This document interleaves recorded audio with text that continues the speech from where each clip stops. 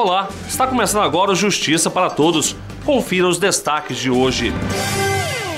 Reforma do Código Penal. Acompanhe discussões sobre os temas mais polêmicos na reportagem especial de hoje, eutanásia e aborto. Ministro Joaquim Barbosa é eleito novo presidente do Supremo. Manuais de cooperação jurídica internacional e recuperação de ativos vão auxiliar operadores do direito no pedido de auxílio jurídico fora do país. Caixa Econômica Federal apresenta resultados do projeto Desistência STJ. Frentas discute em Brasília melhorias para a magistratura. E você vai acompanhar uma entrevista com o conselheiro do CNJ, José Lúcio Munhoz, sobre a campanha de valorização da magistratura. Eu sou Samuel Figueiredo e o Justiça para Todos já está no ar. Já está tramitando no Senado Federal o novo Código Penal brasileiro. O atual é de 1940, ou seja, tem 72 anos. Durante todo esse tempo, a sociedade passou por várias modificações. Por isso, a norma deve ser alterada. O Justiça para Todos, a partir de hoje, vai mostrar reportagens especiais sobre os temas mais polêmicos que estarão em debate no Congresso Nacional com o novo código. Acompanhe na matéria de Gisele Mourão quais são as propostas em discussão para o aborto e a eutanásia. Considerada homicídio em grande parte do mundo, a eutanásia é o aceleramento do processo de morte por meios artificiais. O tema já foi abordado em diversos filmes. Um deles ganhou o Oscar de 2005 e conta a história verídica de um marinheiro espanhol. Ramón Sampedro ficou tetraplégico depois de um acidente no mar e lutou por mais de 2 décadas e meia na justiça para conseguir o direito de decidir se queria continuar vivendo. Mas mesmo assim, o judiciário espanhol não autorizou a prática.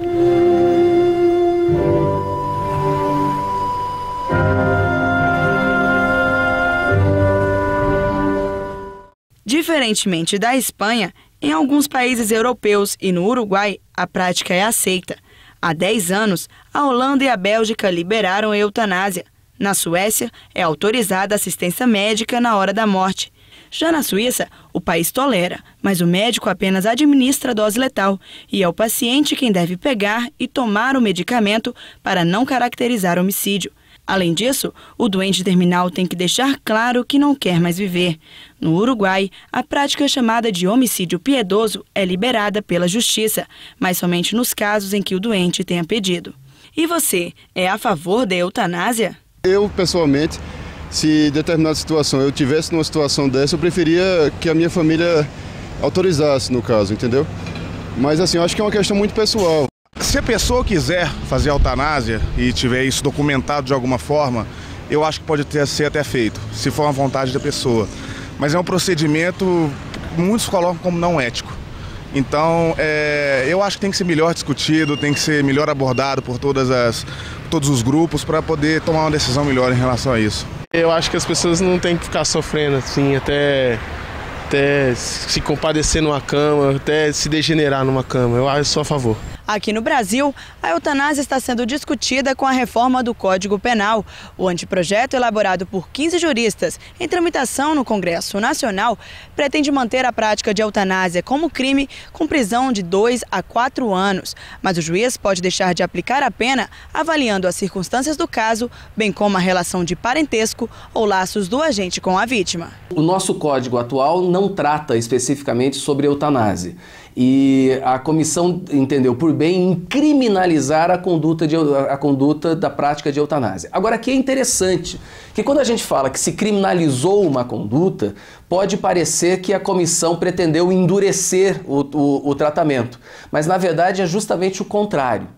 Hoje, como não existe um tipo penal específico para o crime de eutanásia, a prática da eutanásia acaba caindo na regra geral do artigo 121 do Código Penal, matar alguém, e aí com penas de 6 a 20 anos.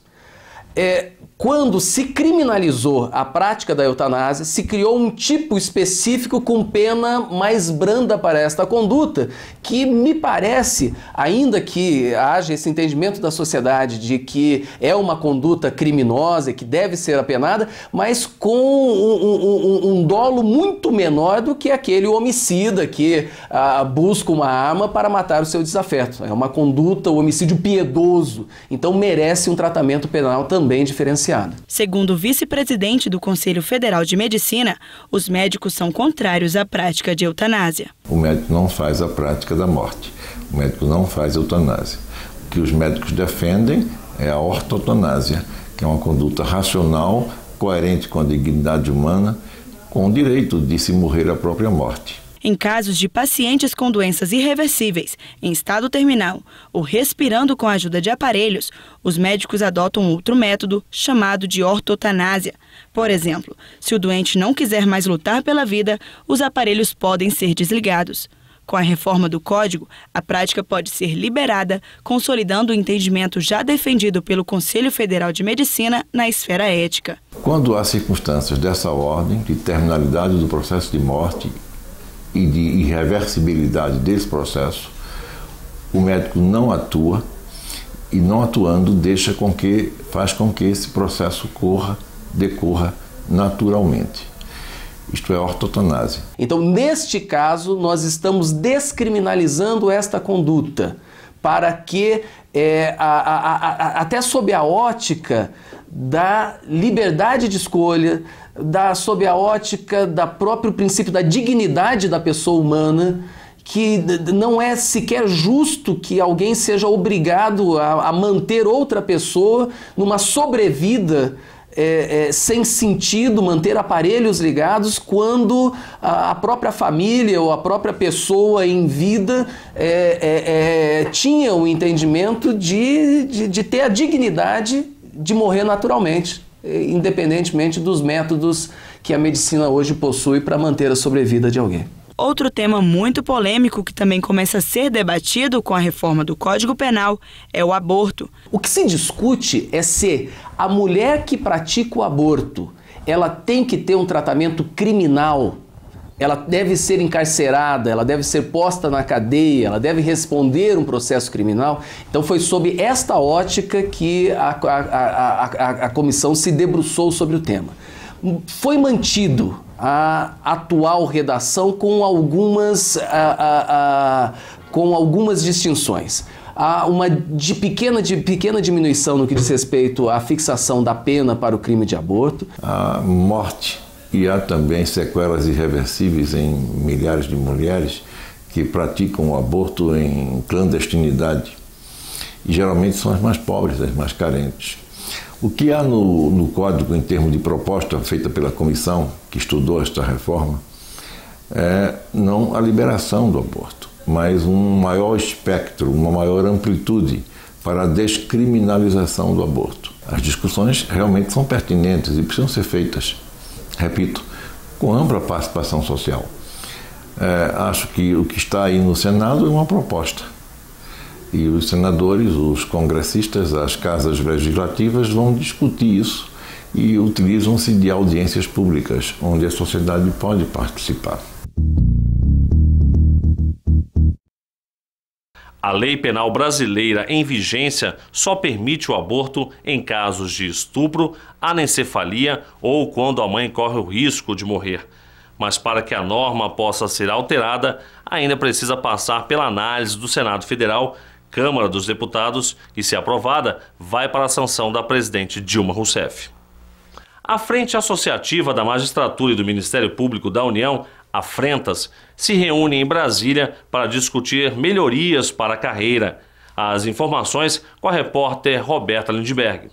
Integrantes da Frentas se reuniram no Ministério Público do Distrito Federal e Territórios para tratar de vários assuntos importantes para as categorias, entre eles o ajuste salarial. Se fala muito por aí que nós estamos querendo aumento de remuneração. Na verdade, A nossa luta é por uma reposição, ainda que parcial, das perdas acumuladas nos últimos 5 anos. Nesse momento, nós estamos discutindo a nossa pauta remuneratória, né, que está em discussão no Congresso, e estamos discutindo um conjunto de iniciativas comuns das entidades do Ministério Público e da Magistratura da União. As entidades, elas se acertaram em fazer um trabalho conjunto no Congresso, vão fazer uma série de reuniões com as lideranças parlamentares, com as presidências da Câmara e do Senado. Além disso, as entidades vão avaliar um conjunto de medidas de mobilização que serão programadas para os meses de outubro e novembro. E a AJUF criou a Comissão Nacional de Mobilização, que vai acompanhar e auxiliar a diretoria na execução de ações voltadas para a pauta de reivindicações dos magistrados. A primeira reunião do grupo de trabalho será realizada no dia 16 de outubro. Nesta mesma data, os membros da diretoria entregarão aos presidentes do Supremo Tribunal Federal e do Conselho Nacional de Justiça, do Conselho da Justiça Federal e do Superior Tribunal de Justiça a pauta de reivindicações, que inclui pedido de revisão do subsídio dos magistrados. O Conselho Nacional de Justiça promove nos dias 25 e 26 de outubro o 2º Seminário Internacional para Enfrentamento ao Tráfico de Pessoas. O evento terá como sede o Tribunal Regional Federal da 3ª Região, localizado em São Paulo. As inscrições estão abertas até o dia 22 de outubro. Para mais informações, acesse o site www.cnj.juiz.br. E veja a seguir, eleito o novo presidente do Supremo Tribunal Federal, que vai substituir o ministro Aires Brito. Veja também, a AJUF cria comissão que vai acompanhar ações voltadas para a pauta de reivindicações dos magistrados. É daqui a pouco no Justiça para Todos.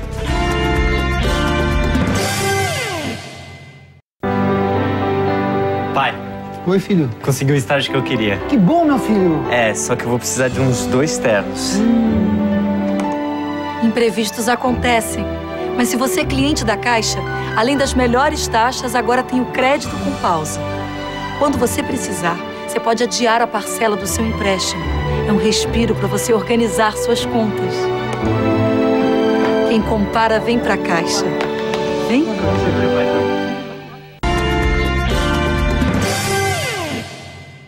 O ministro Joaquim Barbosa é eleito novo presidente do Supremo Tribunal Federal. Ele vai assumir a vaga do ministro Aires Brito, que se aposenta em novembro. Por 9 votos a 1 e em votação secreta, o plenário do Supremo Tribunal Federal elegeu o ministro Joaquim Barbosa como o novo presidente da Corte, sendo o primeiro negro a ocupar o comando do tribunal. Ele vai assumir a presidência do STF após a aposentadoria do ministro Aires Brito, marcada para novembro. Joaquim Barbosa já atuou no Ministério Público Federal durante 19 anos e atualmente é relator do Mensalão. Quem assume a vice-presidência no lugar de Barbosa é o ministro Ricardo Lewandowski, que também recebeu 9 votos do plenário. A Caixa Econômica Federal lançou este ano o projeto Desistência STJ, que visa reduzir o número de recursos com menor relevância da Caixa no Superior Tribunal de Justiça. A iniciativa levou a instituição a desistir de 108 recursos apenas no gabinete de um único ministro do tribunal. Foi com o projeto Desistência STJ 2012 que a Caixa Econômica Federal reduziu em 80% o número de recursos em que é recorrente no Superior Tribunal de Justiça. Com a iniciativa, agora os casos mais importantes vão poder receber a atenção especial dos ministros da Corte. Neste ano, nós buscamos o Superior Tribunal de Justiça apresentando à sua administração esse projeto do que nós consideramos nós chamamos de uma arrancada final, no sentido de visitarmos todos os gabinetes dos ministros nos quais existiam recursos interpostos pela Caixa, pedindo a eles que disponibilizassem à Caixa os recursos ali existentes para que pudéssemos analisar e desistir daqueles recursos que não estavam em consonância com os princípios de atuação que hoje são determinados pela Caixa a seu a seu corpo jurídico. A instituição desistiu de 108 recursos, sendo 58 sobre o sistema financeiro de habitação, 28 sobre crédito comercial, 14 sobre poupança, 6 sobre perdas e danos e 2 sobre fundo de garantia por tempo de serviço. A Caixa tinha no Superior Tribunal de Justiça quase 5 mil recursos protocolados pela Caixa. É importante frisar, a Caixa já teve mais de 100 mil recursos no STJ, né? Já foi uma das maiores recorrentes naquele tribunal. Ao longo dos últimos meses, como eu mencionei, visitamos os gabinetes, tivemos uma atenção toda especial dos ministros da Corte e no final tivemos um êxito muito interessante. Conseguimos desistir de mais de 80% dos recursos da Caixa naquele tribunal. Cada um dos recursos foi avaliado de acordo com os critérios de desistência adotados pela Caixa. Esses princípios podem ser resumidos em 2 grandes pilares, né? O primeiro, o respeito ao judiciário. As questões que o Superior Tribunal de Justiça define e pacifica a jurisprudência, o nosso entendimento é que não faz sentido a Caixa insistir no recurso com o objetivo único de procrastinar. Não é o modo de atuação da Caixa hoje. O segundo pilar seria também não deixar no Tribunal Superior de Justiça, no Superior Tribunal de Justiça, um tribunal de altíssima relevância, questões de valor insignificante ou de pequeno valor, ainda que seja uma questão que eventualmente possa haver alguma controvérsia. O resultado disso é mantermos no Superior Tribunal de Justiça apenas as questões relevantes da empresa e aquelas questões, teses que ainda estão em discussão pelos ministros. O objetivo, evidentemente, de sair vitorioso. A Secretaria Nacional de Justiça do Ministério da Justiça, juntamente com o Departamento de Recuperação de Ativos e Cooperação Jurídica Internacional, realizaram o seminário de lançamento de manuais que vão auxiliar operadores do direito no pedido de auxílio jurídico internacional. Os manuais de cooperação jurídica internacional e recuperação de ativos estão na 3ª edição. Com os livros, juristas da área do direito civil e penal vão ter melhores esclarecimentos na formulação de pedidos de cooperação com outros países, para dar maior agilidade e efetividade nos julgamentos dos processos. Os 2 volumes também trazem textos relevantes para o estudo e a divulgação da cooperação jurídica internacional. Operadores do direito participaram do lançamento. O juiz federal Rafael Wolff também conferiu o lançamento e destacou a importância dos manuais para os juristas. Esse manual vai trazer para o juiz essas informações sobre se existe tratado multilateral, se existe tratado bilateral, quais são as providências que ele pode tomar e como que isso vai ser tomado, porque existe uma autoridade que centraliza, né, que é o DRCI, que ele centraliza esses pedidos, então é justamente dele que está emanando esse manual, de sorte a orientar os magistrados e a subsidiar eles com dados sobre como anda esse panorama das relações do Brasil com cada um desses países. O 6º Encontro Nacional do Poder Judiciário será realizado em Aracaju nos dias 5 e 6 de novembro. O evento terá como objetivo avaliar metas nacionais e discutir temas prioritários para o Poder Judiciário em 2013. As inscrições para o encontro poderão ser feitas até o dia 29 de outubro. Outras informações pelo site www.cnj.jus.br. A seguir, você acompanha uma entrevista com o conselheiro do CNJ, José Lúcio Munhoz, sobre a campanha de valorização da magistratura. É daqui a pouco, logo depois do intervalo. Não saia daí.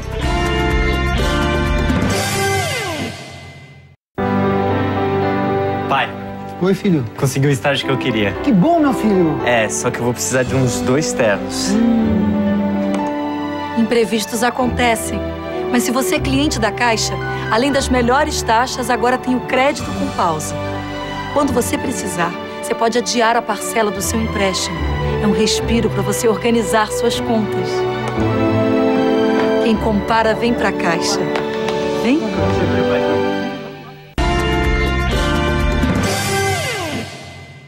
O Conselho Nacional de Justiça criou este ano um programa para reconhecer e estimular a magistratura brasileira. O Justiça para Todos conversou com o conselheiro do CNJ, José Lúcio Munhoz, e presidente da Comissão de Eficiência Operacional e Gestão de Pessoas do CNJ sobre essa nova iniciativa. Doutor Munhoz, qual que é o objetivo da campanha de valorização da magistratura? O programa de valorização, ele visa estimular os juízes, as presidências de tribunais, as associações de magistrados, as corregedorias, as escolas da magistratura, as assessorias de comunicação do Poder Judiciário, para refletir a presença do juiz no ponto de vista interno da estrutura do próprio Poder Judiciário, como um órgão do Poder Judiciário, qual é o papel dele dentro dessa estrutura do Poder Judiciário, e refletir a atuação dele como magistrado e do próprio judiciário diante da coletividade, da sociedade, na comunidade a qual ele representa, na qual ele deve levar os valores que o judiciário representa, né? A garantia do direito, os objetivos de uma vida em sociedade. Enfim, é trazer os juízes, trazer todos esses segmentos para refletir essa atuação e de que modo, eventualmente, a gente possa melhorar, contribuir para que o profissional se sinta mais realizado, mais respeitado, mais valorizado, e de que modo esse profissional, desse modo valorizado, possa produzir um maior trabalho, um melhor trabalho em favor da sociedade. E como é que foi criada essa campanha? Empiricamente, a gente sente alguns problemas no âmbito da magistratura. A gente sente os juízes cansados, os juízes desanimados. Não é, eu costumo dizer, eu estou na magistratura há 17 anos e quando eu ingressei, nós ingressávamos com muita alegria no Poder Judiciário, né? Se sentindo realizados de pertencer ao Judiciário, de ser magistrado, de poder fazer o diferente, o melhor. E hoje, já na própria entrada dos novos juízes, a gente já sente uma apreensão, não é? Não se faz isso com muita alegria. Claro que há exceções, né, de todo modo. E isso reflete uma determinada situação. E essa situação também, pelo que a gente sente de modo empírico, decorre de um volume extremo de trabalho, de uma ausência de valorização do profissional, do juiz, pela qualidade do seu serviço, porque hoje se questiona muito a quantidade do trabalho realizado. Ele está submetido a uma carga muito grande de trabalho e, pior, assumindo a pessoa do próprio magistrado responsabilidades que não seriam suas originariamente. E quais foram os desafios no desenvolvimento dessa campanha? Então, assim, a estrutura nos leva hoje a julgar pontualmente os casos. É assim que o juiz internamente é valorizado. E isso é um erro do próprio judiciário, não é?